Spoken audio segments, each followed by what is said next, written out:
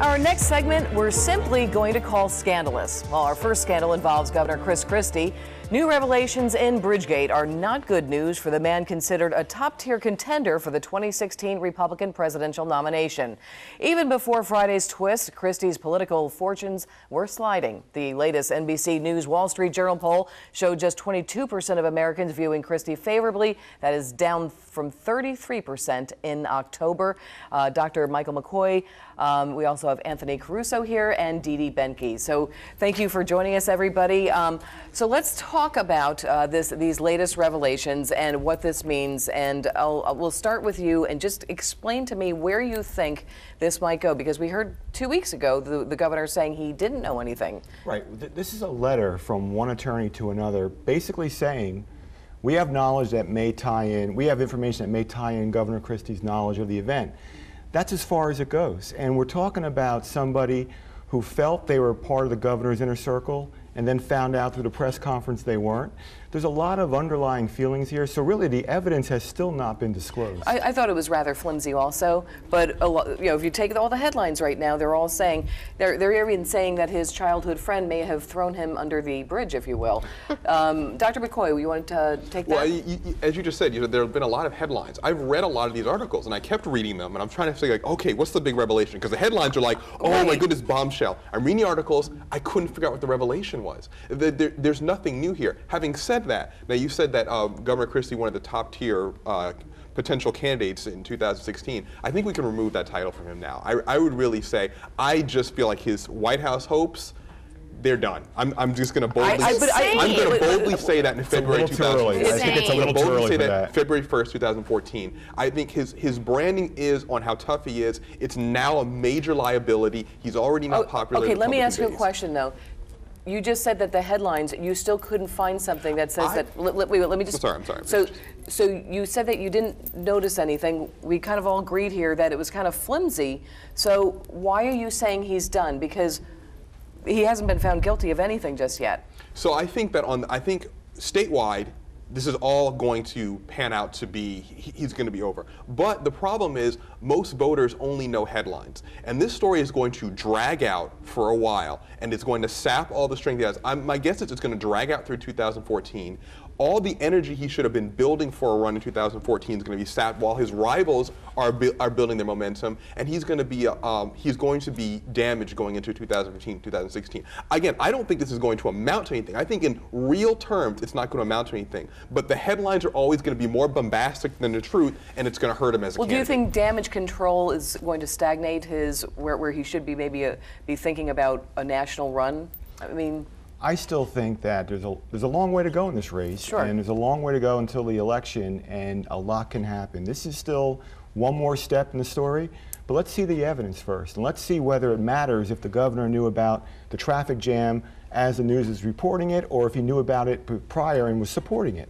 Dee? The only way the governor would be done, or out of the top tier, is if they have an email saying, hey, I want you to take out Fort Lee and I want you to remove it, and basically he's caught in a lie. I don't believe that. He's one of these guys that, he's going to say it the way it is. I think he would have said it in the beginning, and in the end it's going to make him stronger, because here everyone's piling on him and there's nothing else to pile on.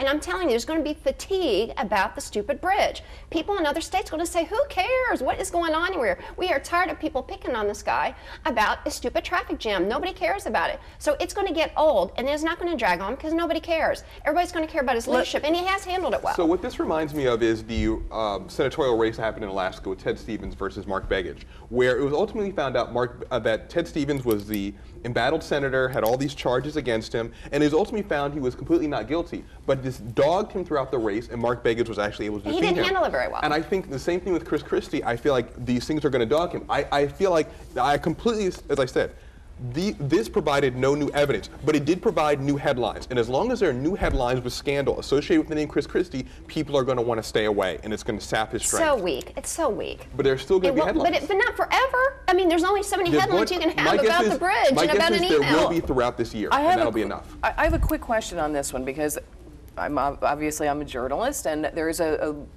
couple of journalists talking that because of the headlines, as you spoke about, they're creating some headlines because they didn't perhaps think that Christie was sometimes harsh with them. Any thoughts on that? Again, I think there's a lot of underlying currents here. This is overkill at this point. The only way this story is really going to affect his candidacy is if a real spark happens, an email saying from the governor to one of his staff, that's not a bad idea, I support that, or something to that effect. There's a long way to go. There's going to be bigger headlines with other people, other candidates in the news. This could be a spark or it could be a dud.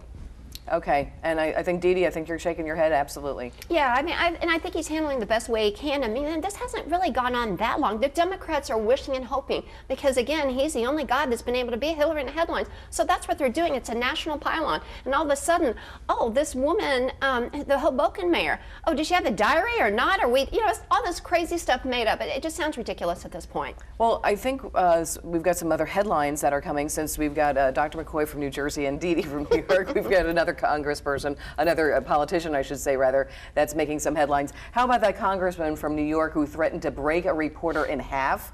Capitol Police say they will not charge Michael Grimm in connection with a confrontation he had with New York One reporter Michael Scotto.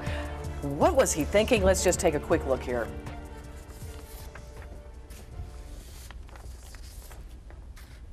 All right, we're going to go back for 1 second. All right, well, Dee Dee, right, well, it's burned in my mind. I know exactly what happened. We saw it about 80 times.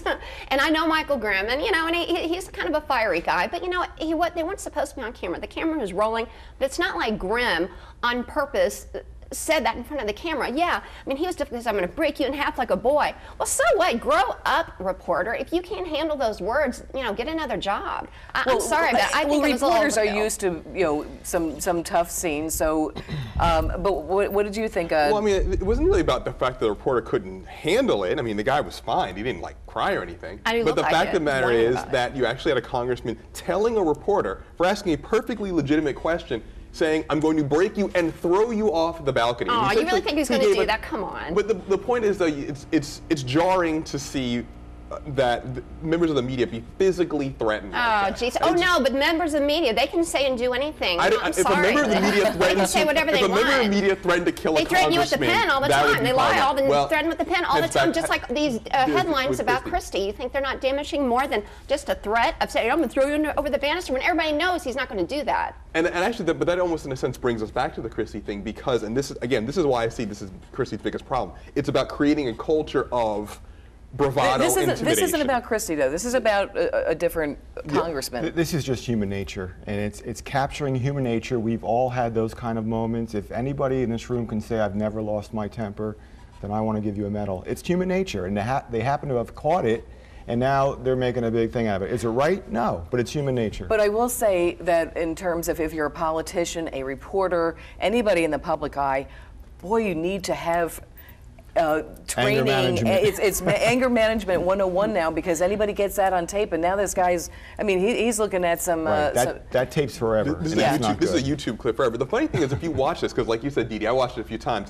Sadly, it's hilarious. It is hilarious. It is funny. If you watch it, he looks at the camera at one point and then keeps going. Like he kind of stops and realizes there's a camera sitting there, and then he keeps going. Like, oh, this could be filmed. I'm all in. Let's just keep going. Let's just make this a YouTube clip. Yeah, I thought that it was just like, oh, can you believe he did that? I'm like, you really think he was going to throw that 90-pound guy over the banister? I don't think so. Yeah, it was. Well, I do have to say, I don't know what he was thinking, but I have certainly some tough days ahead of him as well. We do have a little bit of time we want to also talk about, and I normally don't put in like a pop star, but another scandal was with Justin Bieber.